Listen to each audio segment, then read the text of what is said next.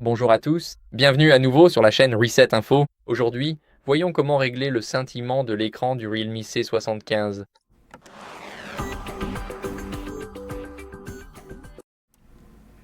Alors, tout d'abord, ce que vous devez faire, c'est ajuster la luminosité dans les paramètres. Nous allons donc l'ajuster manuellement. Nous allons aller dans les paramètres.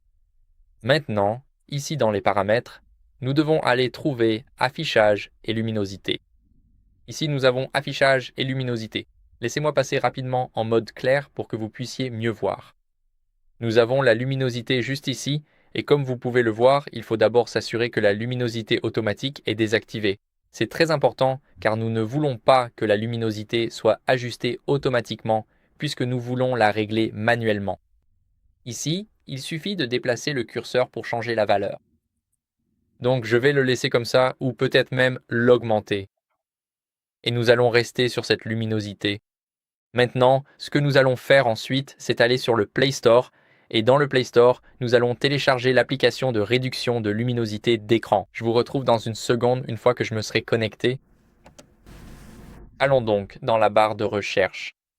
Maintenant, ici dans la recherche, ce que nous cherchons, c'est Screen Dimmer puis OLED Saver. Maintenant, nous allons télécharger la première application créée par Woohax. Nous allons cliquer dessus.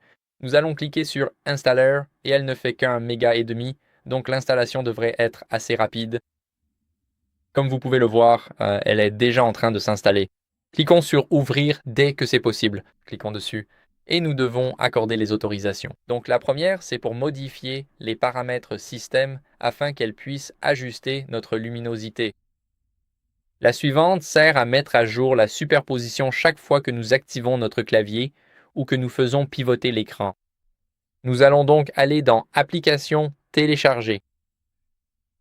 Maintenant, sélectionnez le réducteur de luminosité, puis cliquez ici. Nous allons cliquer sur Authorizer, puis nous allons laisser comme ça. Maintenant, nous allons accorder la dernière autorisation pour afficher la barre de luminosité dans la zone de notification et nous pouvons cliquer pour activer le service. Comme vous pouvez le voir, cela fonctionne parfaitement. Nous pouvons baisser la luminosité de notre écran et vérifier s'il y a des problèmes. Maintenant, nous pouvons aussi aller modifier les réglages de luminosité juste ici. Nous pouvons rendre l'écran plus lumineux ou plus sombre, c'est entièrement à nous de choisir.